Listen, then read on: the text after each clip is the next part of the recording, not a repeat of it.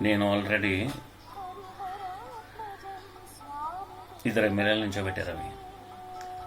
అందులో కాన్సెప్ట్ అంతా క్లియర్గా ఉంది. నా షోకి నేను ట్రై చేస్తున్నా. నువ్వు వస్తే రా. ఓకే, ఎక్కడికి? జాక్ స్కూల్స్కి. మాట్లాడండి అన్న. భోజ్భాయ్, నేను నీ ఫోన్ ఎత్తాను, క్లియర్గా చెప్పాను. ఓకే, ఎన్ని రోజులు అవుతారా?